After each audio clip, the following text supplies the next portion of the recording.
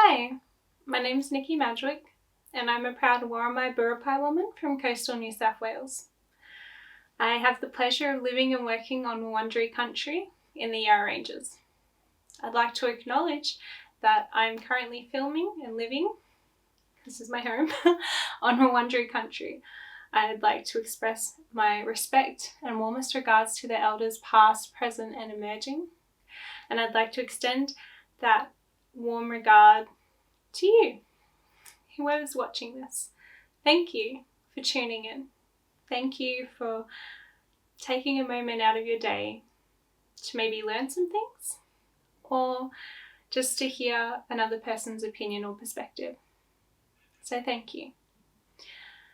I have recorded 2 poems, which will be somewhere on this webpage. I'm not quite sure where, but you will be able to access them if you'd like. I wrote one of them recently.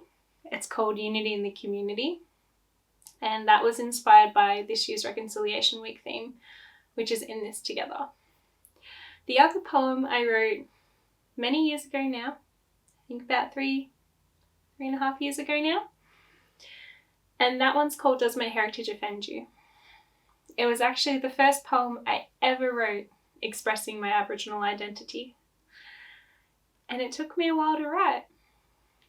I wrote it towards the end of the year, but it'd been something that I'd wanted to find the right words to express myself pretty much all that year. I didn't know how. And one day it came to me. I think it took me about half an hour in total to write. It was like everything that I ever wanted to say, everything I'd ever felt, it just all made sense and it clicked in the right place and it just came out. That poem has a really special place in my heart. I usually perform that one and share a story of what inspired it. The main inspiration being that I've always felt like I've had to justify my identity to people because I don't look how they expect me to look for an Aboriginal person. My earliest experience of this was when I was about 7 years old. I was so excited. I finally was starting to understand what it meant when Mum told us that we were Indigenous. And I just wanted to tell everyone. I thought it was the most interesting thing about me. And so we had twilight sports and we were all on the football oval and kids from my class were all lining up because they were doing sprints and runs. And so we're waiting in line for our names to be called to go ahead and run. And so while we're in line, I was bursting with excitement. I couldn't contain it. And I was like, oh my gosh, guys, guess what? I'm Aboriginal. And this little boy in front of me turns around and starts laughing at me. And he says, no, you're not. You're white. And it was like he took a pin to my balloon of excitement and it just burst. And I had no words. I had no voice. I didn't know how to tell him that it didn't matter what colour my skin was, that I was Indigenous, that I am Indigenous. And as an adult reflecting on this, I don't blame that little boy. He would have been a product of society, of media, and of his family's beliefs that are being perpetuated, particularly when it hasn't been that long in hindsight since stolen generations. And particularly when you think that there are still being children removed today.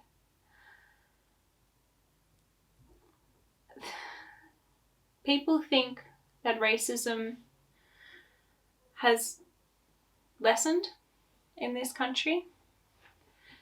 I would challenge that, where I think it's becoming so ingrained in our language that people don't even necessarily realize when they're doing it at times.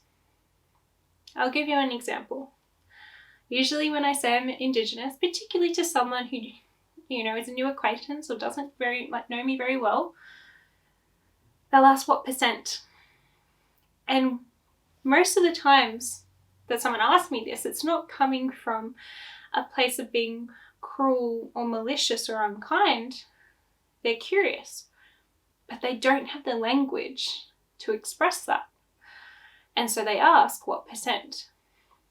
Now, for someone who's very sure of themselves and proud of in their culture, I have no problem as taking this as an opportunity to educate. However, for someone who is just new to exploring and getting comfortable with identifying, as many community are, this can be very harmful because you're maybe unconsciously reducing their identity down to a number that only exists because of colonization. And so when someone says that to me now, and I take my opportunity to educate, I tell them this, that it's more appropriate, if they're curious, to ask what side. Is it mum's side? Is it dad's side? Is it both? Who's your mob? Where are you from? Tell me more about this. I'm really curious. No community member will get offended by those kind of questions. But when you reduce identity down to a number or statistic, it can be very harmful. And so it is more appropriate just to ask, who's your mob? Where are you from? Whose side? Mum's, dad's, both? Tell me about this. And I would challenge you, if you feel comfortable, to share this knowledge. If it comes up, I would love it if you felt comfortable enough to share what I've just shared with you now and to spread this knowledge and education a little bit further. You can never underestimate the ripple effect. I have the pleasure of working for a not-for-profit Indigenous health service, and part of my role allows me to go to organisations and actually teach cultural safety and to assist them in strengthening their cultural safety within the workplace. And I often share similar stories like I am today. They get a lot more, it's a much longer process, but I always challenge them at the end of my sessions. I challenge them to have a little bit of courage to question behaviour and actions from people who are perpetuating discrimination and racism in this country. To have the courage to say that it is not acceptable and not appropriate. Because I know it may be uncomfortable at first, and that might be why you sit in silence when you hear friends making racial slurs or jokes or just being a downright bully. But your silence is condoning that behaviour. Your silence is acceptance that you will not intervene with this. And so that behaviour will continue. But all you need is a moment of courage to stand firm and say, actually, no, that is not okay. Or if you're not comfortable with that, challenge them and ask them why that's their opinion. And see if you can then take that as a moment to educate. Or if you don't have the answers, maybe you need to do a little educating. Maybe you need to go online. Maybe you need to ask some friends. Explore it. It's okay not to know everything. I by no means know everything. Every day I'm learning. But if you're coming to it with your heart in the right place and an attitude of I want to learn and I want to be able to assist and support or educate in this space, then your intentions, even if you make a mistake, are in the right place and it will be forgiven. You just learn from that mistake. I myself have made many mistakes and I've had to, with tail between my legs, apologise, and adjust my behaviour. None of us are born perfect with no wrongdoings. We're humans and we are flawed. That's what's amazing about us, that we're able to make mistakes and learn from them. And so I want to inspire you to be brave and not fear making a mistake, because that's how we learn. You didn't learn how to ride a bike like that. You fell over a few times. You had to start with training wheels. And it's okay. We don't expect you to all of a sudden know everything. That's okay.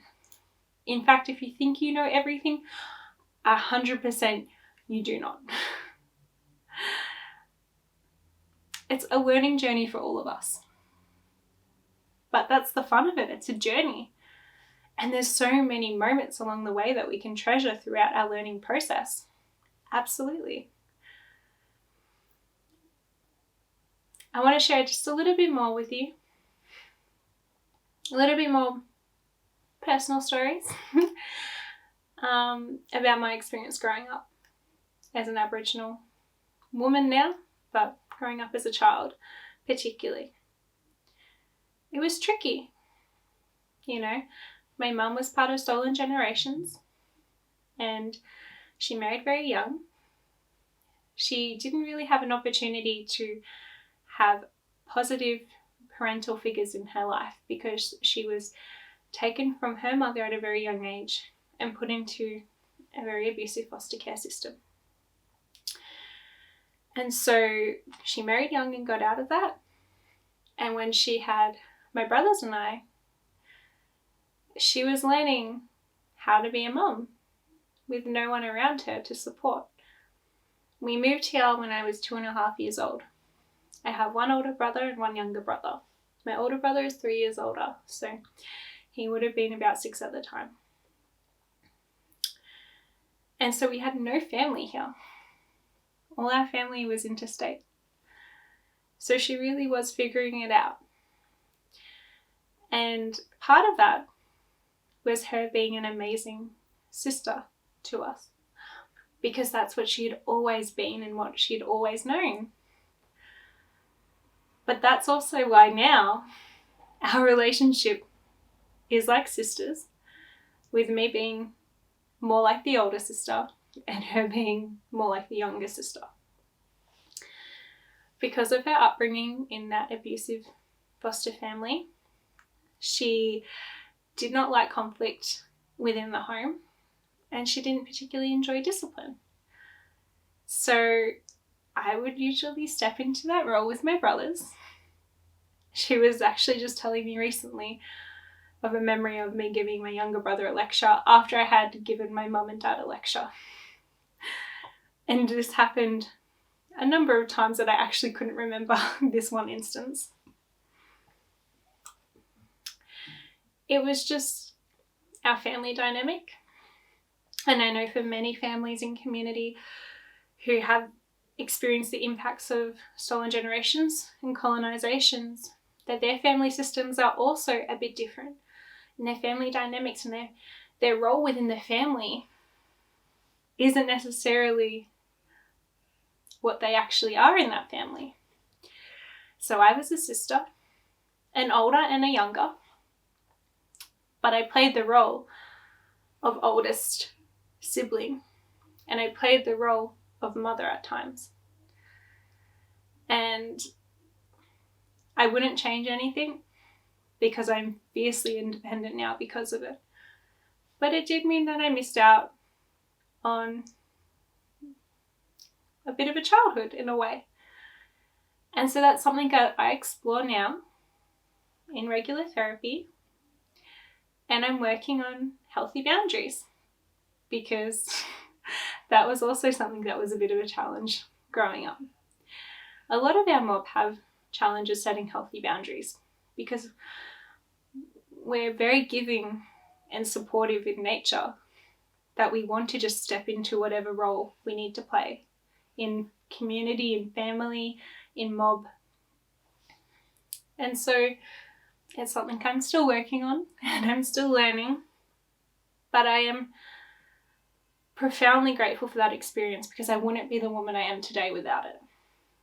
But it's just something to be aware of, that I know some people feel like stolen generations happened so long ago, but my mum is in her 50s.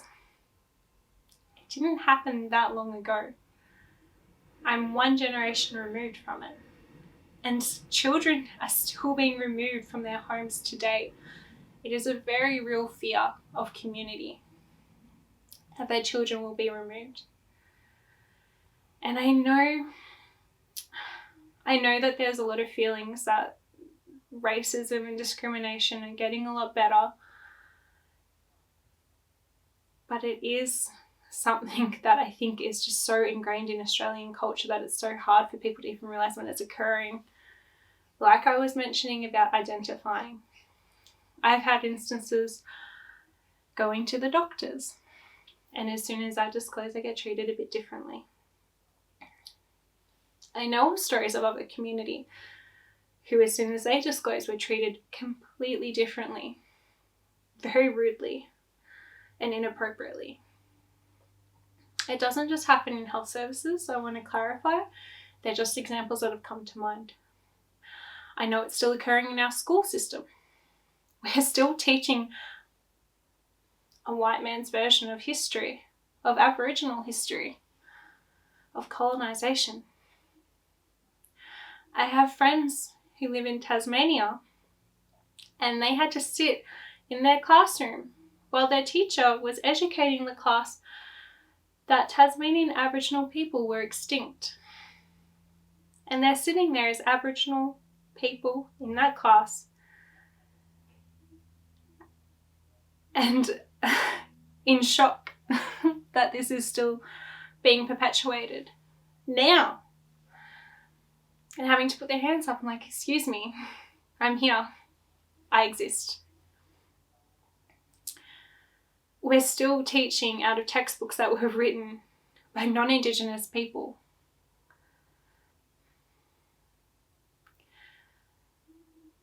We're still talking about Australia Day in terms of a celebration. We're not discussing the other associations with that date and the meaning it has for Aboriginal people across Australia to have January 26th as a day that we're nationally meant to be celebrating this country, when in our calendar it is a day of mourning. These are all things that, being an Aboriginal person in a very westernised world, we just have to experience, and we're having to tolerate. And when we speak up, we're put into the box of being the stereotypical angry Aboriginal person, instead of someone who's trying to stand up for their basic human rights, and who is trying to educate. I'm someone who I believe in the art of conversation. I'm not here to start fights with anyone. I'm here to have a dialogue. I want you to ask questions, and I want you to be curious. And you're entitled to your opinion, absolutely. But can we please do it in a way where both of us are heard? Where we're not screaming at one another? Where we're not disregarding anything coming out of one another's mouths? Where we can actually sit together, have a conversation, hear one another, and maybe walk away a little changed, or maybe walk away asking more questions, or maybe walk away with the same opinion as before, but at least we gave them the opportunity to express why they think or feel the way that they do.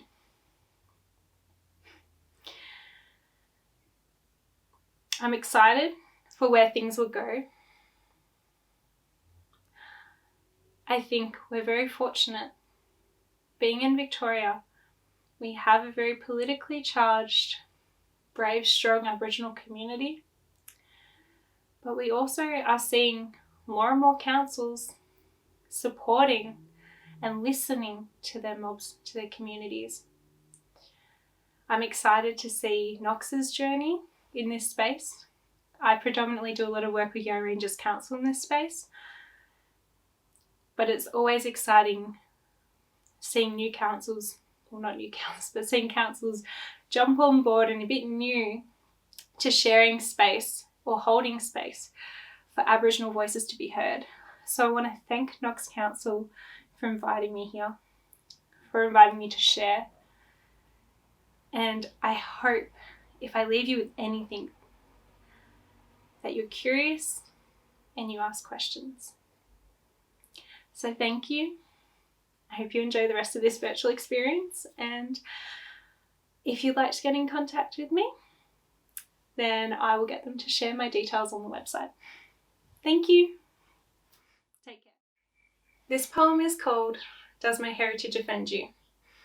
And it was actually the first poem I ever wrote about my Aboriginal identity. I wrote it a few years ago now, and I think to this day it's still one of my favourite ones to perform. It's the words, the wisdom, the strength and the knowledge that I wish I had when I was younger to stand up against everyone who questioned my identity. Just because I'm fair-skinned, just because I don't look how they expect me to look. And I have so many friends, family members as well, who also have experienced someone questioning them when they identify as Aboriginal. I've even had friends laugh and think I was joking when I've done this. I don't understand why someone would joke about it, but that just goes to show you people who knew me and cared about me had disbelief because they had only ever known or seen this very stereotypical image of an Aboriginal person, and I didn't fit the bill. So I wrote this poem to give voice to anyone who's ever had to justify their identity. Anyone who maybe felt like they didn't have the words to express themselves at that time. This is for them. This is for me. Does my heritage offend you? Does it leave a bad taste in your mouth? Putrid, like the colour of my ancestors' skin. That seems so wrong you had to make it right. Or did you have to make it white? But making us white didn't change our blood, and our blood bleeds into this earth and pumps throughout this land, filling life itself. My blood is as old as time, with culture at my core, shedding songlines that bind us all as brother, sister, aunt, uncle, cuz, family. My people are resilient, fierce, courageous, powerful, and still here. We're still here. I'm still here. Even after you tried to destroy us, even after you fought so hard to eradicate us from this land, it was as if we were the weeds and you were the flowers being so viciously strangled. What a twisted way to see the world. Being so afraid of colour that you only see in black and white. And so the narrative goes that white is right and white is fine in your mind, but black is slack, so we must lack, and that's a fact. Let me tell you, behind these eyes lies someone who refuses to hide anymore.